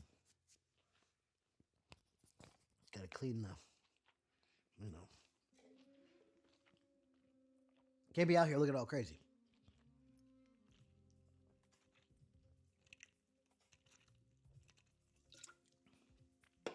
Mm.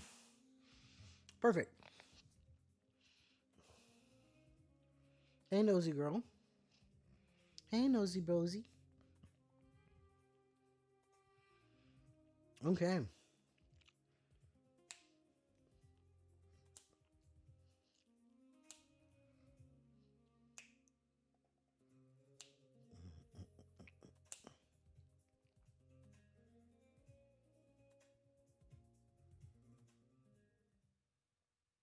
Alrighty. We're getting closer to that 11:20 mark. So let's dive back into this, shall we? Ooh, ooh, ooh, ooh. Yeah. Yep. Hopefully people slowly trickle back in. I don't know. Motherfuckers be leaving you and shit. Huh, this is so much easier to do. Hold on. When your fiance has it right, she got it right. She has like this little fucking table thing. Really nice. Alrighty. Mm. So we are hitting our second half of reading Who Fears Death. This is a very heavy book. This shit is not light. It's not for the light of heart. It's not for the easy, the easily riled up. Let's put it that way. Trigger warning. Trigger warnings for everything. Anything that you could think of, annotate a trigger warning for it. That's what this is. But yeah, we just finished our break. I got some sustenance. It is a great book. Yeah, I'm really enjoying the trauma that it's sharing for us, punk. But yeah, for those of you who are just joining us, if you don't know, we're spending a little bit of our Saturday morning / afternoon reading. I will be reading from Who Fears Death, which is this book up here. Um, I am on live both here on TikTok and on YouTube. So if you want to read along with me, like if you want to see what I am reading and read along with me and all that good stuff, you're more than welcome to switch over to the YouTube channel where you can do that. I have the chat up too. So if there's anybody that is watching on YouTube right now, one, good on you, thank you, and two, let yourself be known in the chat. Um, like the lives, share the live. That way, more people can like get to see it on YouTube. This is really long form content, right? Which is not really that popular on TikTok. Um, but it does a little bit better on YouTube, I guess. I'm trying to expand the community. I want more and more people who like motherfuckers who read out loud to read to them. Me being motherfuckers specifically. But yeah, if you want to read along, you can go do that on YouTube. If you want to catch up on, and I know I'm saying, put a pin in that. If you want to catch up with everything that we have read so far, sit in on previous book clubs and previous, books that we have read, switch over to the Patreon. All of this information you can find in my bio. Go over to the Patreon. You don't have to be a subscriber to my Patreon to have access to any of that content. All right. Everything that I produce, everything that I make is free on the Patreon, right? If you care to donate to the Patreon, that'd be great. I'd appreciate it. You know what I'm saying? My car just got totaled, so life is really spinning up for me. Um, not really, not really. It's spinning up, but I am very fortunate. So like that's why everything is like voluntary. Y'all don't have to like do shit you don't want to. But if you wanted to donate to the Patreon, that money would go to like shit like that. Keep it in a stack. But it's not a requirement. You are more than welcome to be in the community with us. Share what you're doing in your community, the ways that you are connecting with people that you live around, similar to the ways that we are connecting right here on TikTok and on YouTube, all that good shit. You can do all of that on the Patreon. All that information in the bio and all that good shit, right? So yes, we just finished up chapter 4, and our sweet, sweet Onyesu went to go get circumcised. And she did it primarily because she feels this pressure to alleviate the societal ostracization that her parents have experienced simply by her existing. Um, she wanted to remove the shame. She wanted to lighten the burden of mistreatment and discrimination that her mother faces. And it's not a coincidence that she decided to do this right after her mother told her about the story behind her conception and how violent that was, and that violence being one of the main reasons why she looks entirely different from everybody else, and her skin color is different, her hair is different, all that shit, right? Very, very traumatizing. So we just went through that. The parents found out. Mama was not happy. Mama did not like that shit at all. She was not happy. She smacked the shit out that girl and almost knocked out her diamond.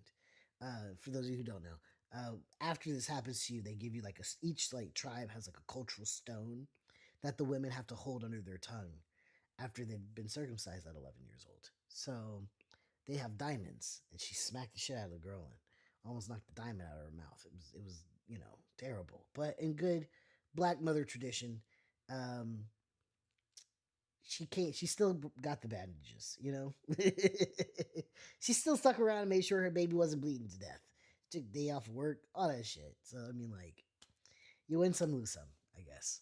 But now we're gonna dive into chapter 5, which, man, what a roller coaster. So this chapter is titled "The One Who Is Calling." I guess we're gonna find out. We're about to. Oh, that's another thing. Homegirl got her.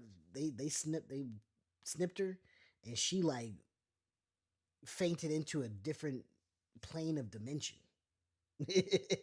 a different plane of reality and shit. Right? Yeah, the metaphors is a bigger fucking bomb. Yeah, but she like fucking whoop, like the invisibility cloak just fucking whoop and put her in like a different plane, and she popped back out. So we're gonna see what other magical things are happening. I think with our sweet Onyesu. Okay, so the one who is calling. None of them told anyone. That was the first sign that our 11th right bond was true. And thus, when I returned to school a week later, no one harassed me. All people knew was that I was now both adult and child. I was Anna Mbabdi, or Bobby. They had to at least give me a little respect. Give me that respect.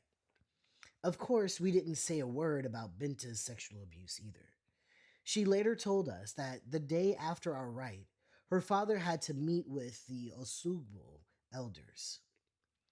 When he came home afterwards, he looked broken. Binta said, I think they whipped him.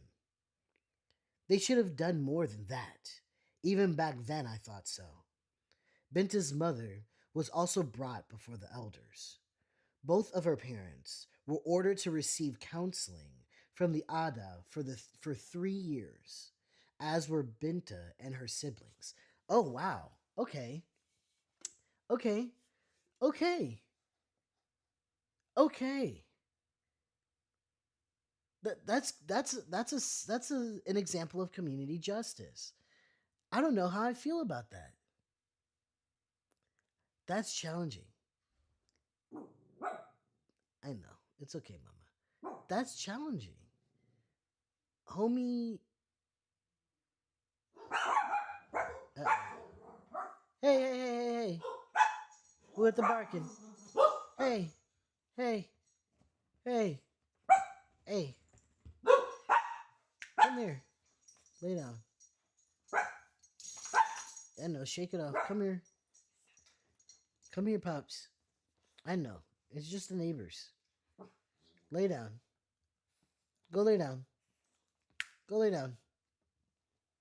Come on, Pops. Get on up here. There you go. Yeah. You get on up there. Lay down. Everybody chill the fuck out. God damn. Fucking alarm system's going off. But yeah, I don't know how I feel about that. Like, he has harmed her in such a drastic way, but, at the same time, they whooped his ass, which valid. Broke his spirit, which valid. And now told them, like, take your ass to counseling, which I don't know. I think that's probably the most utopian I have felt about this book. Everything else has kind of just been like, yeah, I can totally see all of this happening in the future. This all makes sense. But that restorative justice approach to Benta's father, um, I think that stopped me in my tracks a little bit. Yeah. I want. Yeah, I definitely want to see. Yes, Punk says some sort of resolution would be nice. Yeah, I I really want to see how that plays out. Okay. Okay. Cool. All right. All right. Because the therapy, yeah, the counseling has to happen. Yeah. As my friendship with Benta Luyu and DT bloomed, something else started. It began indirectly, my second day back at school.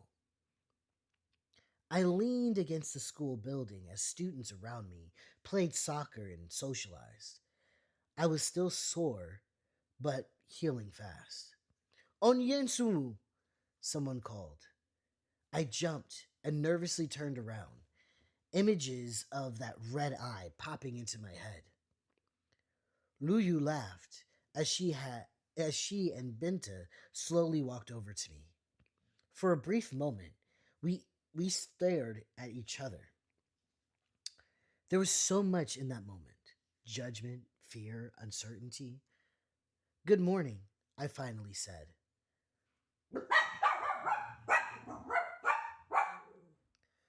Good morning, Binta said, stepping forward to shake and release my hand with a snap between our fingers.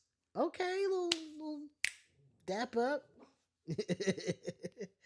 It takes Scissor Sisters to a whole different fucking meaning up in this bitch. All right, you just back today? We are. No, I said. I came back yesterday. You look well, Luyu said, also giving me the friendship handshake. You know, that's what it is. Yeah, yeah. That's oh shit. I like that they have a handshake already. Fuck yeah. You too, I said. There was an awkward pause. Then Binted said, everyone knows. Eh? I said too loudly. Knows? Knows what? That we're on a Mbabi.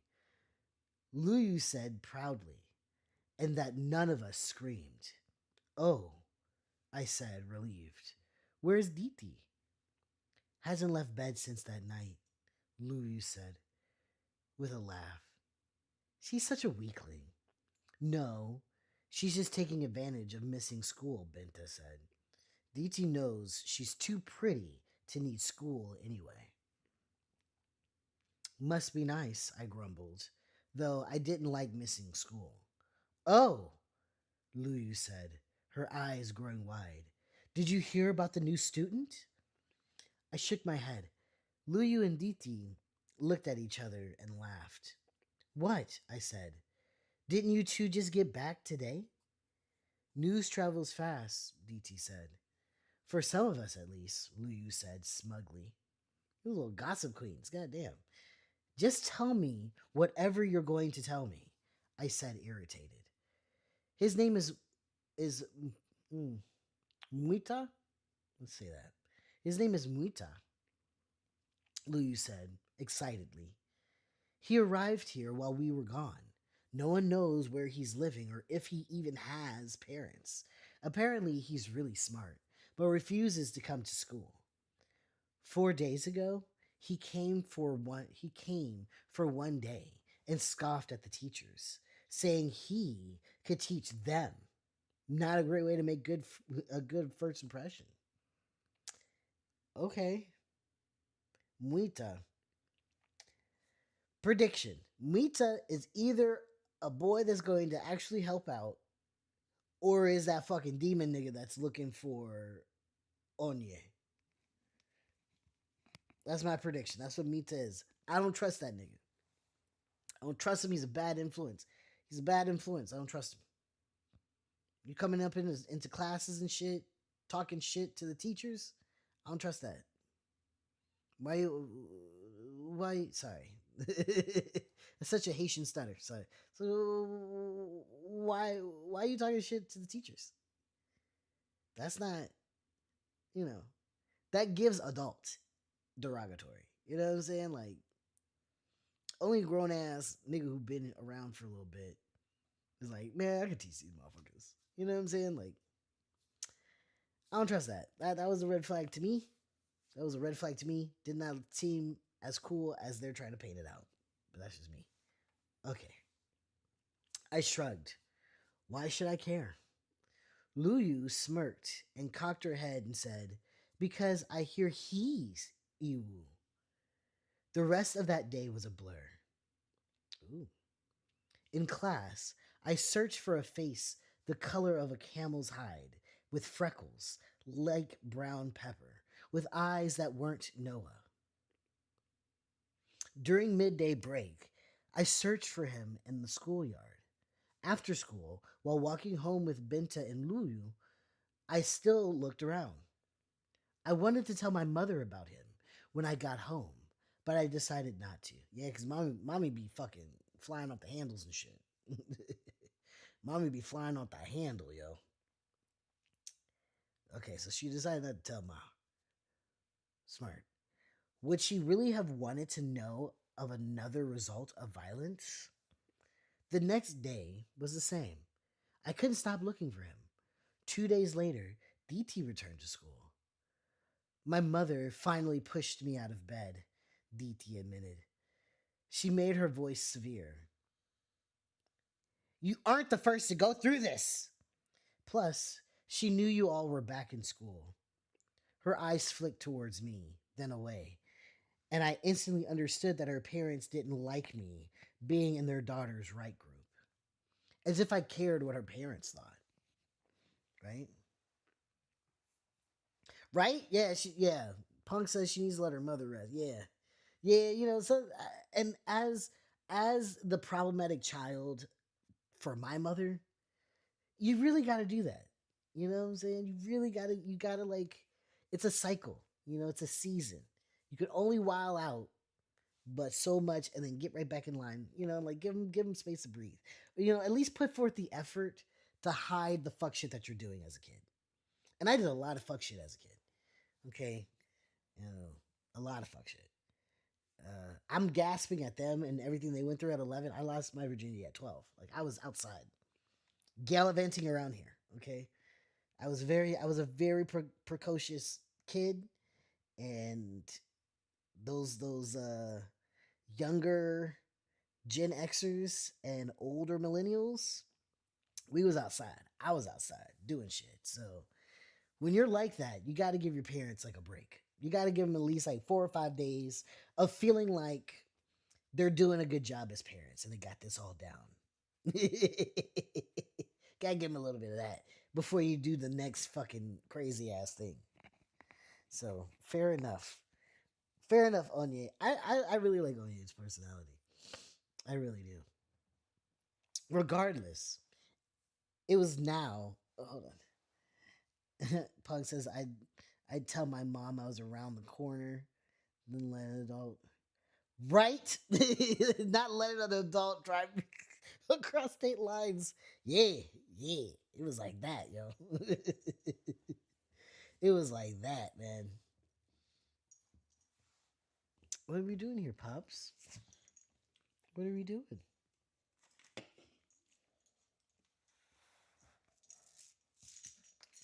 Well, come here. You come here. I'm busy.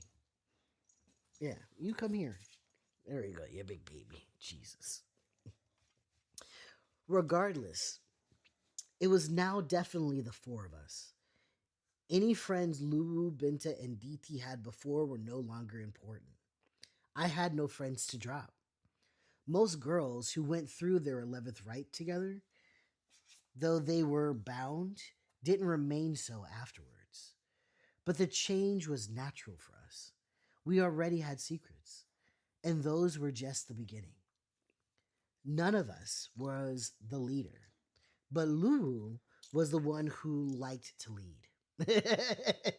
I like how she said that. None of us were leaders, but that bitch liked to pretend like she was leading some shit. So, Lulu sounds like a Virgo. That's some Virgo shit. That's some Virgo shit right there. Papa, I need you. Okay. Okay. Come on, come on. Figure it out. Work with Papa. Work with Papa. Thank you. Thank you, you big butterball. Nope, nope, nope, no, no, no, no. Yeah, you got to stay on that side. Jesus Christ. Mm, mm. Y'all's nephew. This guy. Okay. Ow. Stop scratching me, please. Stop scratching me. Okay.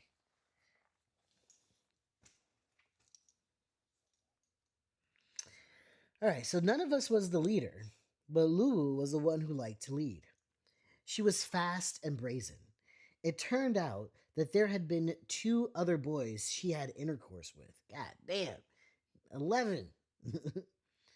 Who is the Ada? Lulu had spat. I didn't have to tell her everything. Bitch. Binta always had her eyes downcast and spoke little when around others. Her father's abuse cut deep, but when she was with just us, she talked and smiled plenty. If Binta weren't born so full of life, I doubt she'd survive her father's sickness. Wow. Dita was the princess, the one who liked to lie around in bed all day, while her servants brought her meals. She was plump and pretty, and things typically fell right into her lap. When she was around, good things happened. A merchant selling bread would sell it to us at half price because he was in a hurry to get home. Or we'd be walking and a coconut tree would drop a coconut at Dita's feet. The goddess Ani loved Diti. To be loved by Ani, what must that be like? I'm yet to know. After school, we studied at the Iroko tree. At first, I was nervous, but about this. I was afraid that the red and white creature I'd seen was linked to the Iroko tree. Sitting under the tree felt like practically inviting the eye to come at me again. In time, as nothing happened, I relaxed a little. Sometimes I even went there alone, just to think. I'm getting a little ahead of myself. Let me back up a bit. It was 11 days after my 11th rite, 4 days after I returned to school, 3 days after I realized I was bound to three girls my age, and a day after DT returned to school that the other thing happened. I was slowly walking home. My wound was throbbing. The deep, unprovoked pain seemed to happen twice a day. They'll still think you're evil, someone behind me said. Eh? What? I said, slowly turning around. I froze. It was like looking into a mirror when you've never seen your reflection. For the first time, I understood why people stopped, dropped things, and stared when they saw me. He was my skin tone, had my freckles, and his rough, golden hair was shaved so close that it looked like a coat of sand. He might have been a little taller, maybe a few years older than me, where my eyes were golden brown like a desert's cat's. His were gray like a coyote's. Damn, these people sound fucking beautiful. How could you see something like that, somebody like that, and not think they're beautiful? That's insane.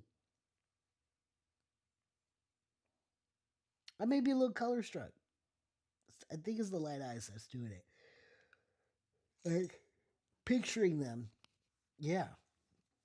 That's fucking incredible.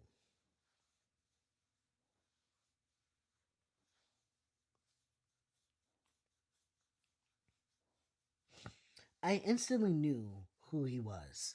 though I'd only seen him for a moment when I was in a disheveled state. Contrary to what Luyu told me, he'd been in Wahir longer than a few days. He was the boy who saw me naked in the Oroko tree. He told me to jump.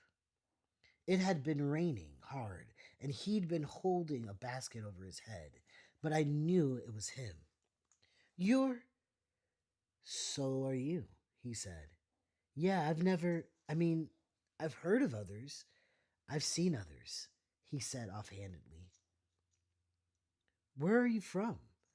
We both asked at the same time. We both said, the West. Then we nodded. All Iwu were from the West. Are you all right? He asked. Eh? You're walking oddly, he said. I felt my face grow hot. He smiled again and shook his head. I shouldn't be so bold. He paused. But trust me, they will always see us as evil, even if you have yourself cut. I frowned. Why would you why would you have done that? He asked. You're not from here. But I live here, I said defensively. So? Who are you? I said, irritated. Your name is Onyesunu Ubad Ogondimu. You're the blacksmith's daughter. I bit my lip, trying to remain irritated. Damn, this nigga got a full government and shit. So she tries to remain irritated, but he'd referred to me as the blacksmith's daughter, not stepdaughter. And I wanted to smile at this. He smirked. And you're the one who ends up naked in trees. Who are you? I asked again. How strange we must have looked standing there on the side of the road. Mueta, Muita, he said. What's your name? What's your last name? I have no last name, he said, his voice growing cold. Oh, okay. I looked at his clothing. He wore typical boy attire, faded blue pants, and a green shirt. Oh my God, Papa. Yeah, right? You're okay, man. You're okay. So, he wore typical boy attire, faded blue pants, and a green shirt. His sandals were worn but made of leather. He carried a satchel of old school books. Well, where do you live? I asked. The coolness thawed from his voice. Don't worry about it. How come you don't come to school? I'm in school, he said. A better one than yours. He reached into his pocket and pulled out an envelope. This is for your father. I was going to your home, but you can take it to him. It was a fiber envelope stamped with the insignia of the Osugbu, a lizard in mid stride. Each of its legs represented one of the elders. You live up the road past the ebony tree, right? He asked, looking past me. I nodded absent-mindedly, still looking at the envelope. Okay, he said. Then he left. I stood there watching him walk away, barely aware of the fact that the throbbing between my legs had grown worse. Damn.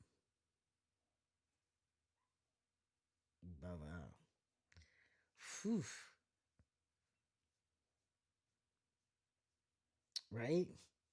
This shit is getting good. Muita.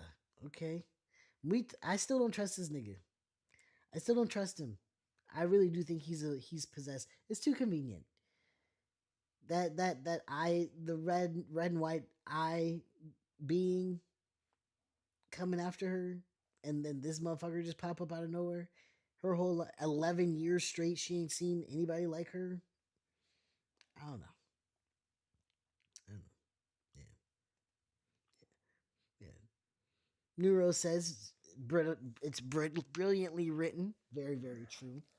Punk says uh, that one girl being caught up in bed still is a lot. Yeah.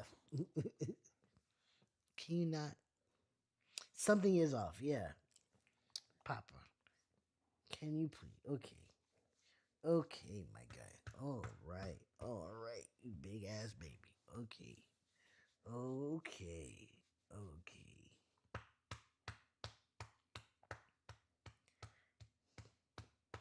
Y'all's nephew is such a fucking needy boy. He's such a needy boy. Why are you so needy?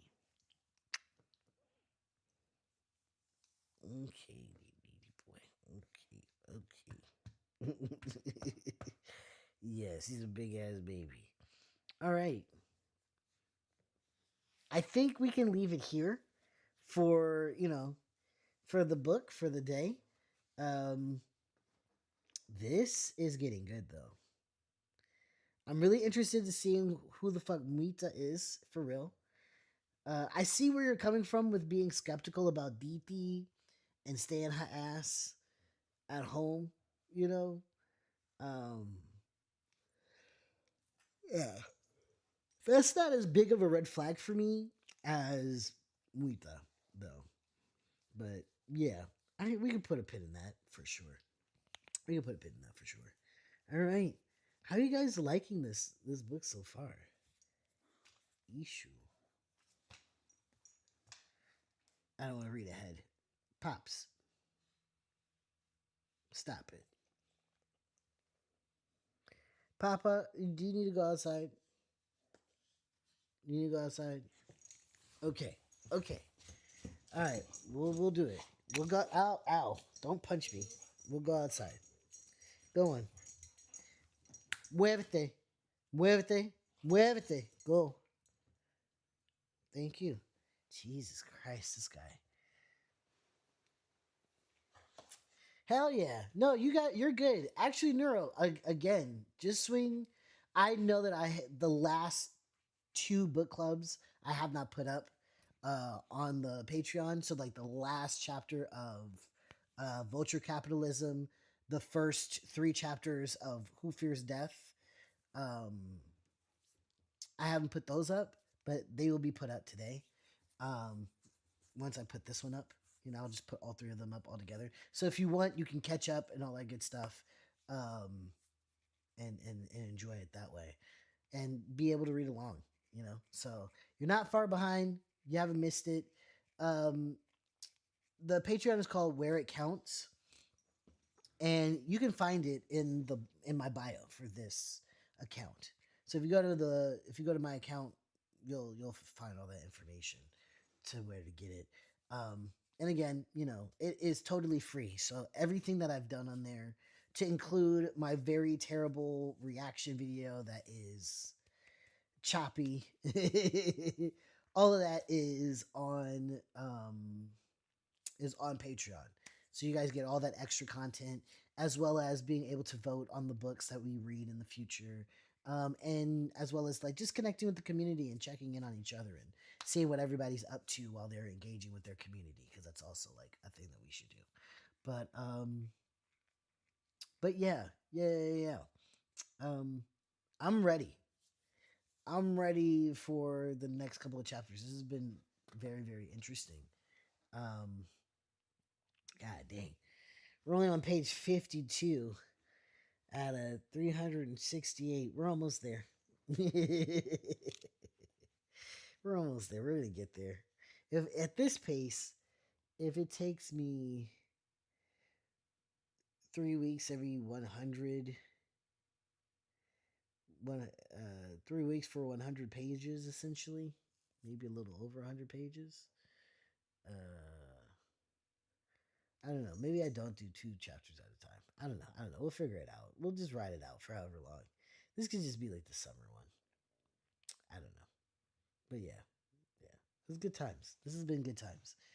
Uh I don't know. I feel like you can. I don't know if my voice is that good. I'm trying though. I'm trying. I'm glad that everybody can enjoy sitting and listening to me read. But yeah. Alrighty, I'm gonna wrap this up and get this asshole to the bathroom because he needs to go to the bathroom. Get them all outside and all that good stuff. Thank you guys for sharing. Yeah, they are. Yeah. Thank you guys for sharing a bit of your Saturday with me. It's always a pleasure. It's always nice. I truly, truly, truly appreciate being able to do this with you guys once a week. Um, if if y'all knew the time that I've been dealing with, and the life events that I've been dealing with, it's kind of been crazy. But you guys are a bright spot in my week every week, so I appreciate that. If you are just coming in at the tail end, don't know what's going on, we're wrapping up the book club next week, 9:30 Eastern Standard Time. Okay, so next Saturday, 9:30, 9:30 Eastern Standard Time. That's when we will have our next book club. We're gonna dive into chapters 5 and 6 of Who Fears Death, and all that good shit. I think I did really well with the setup and everything like that. So that's good. Um, I had everything properly charged and all that good stuff. So you know, good times.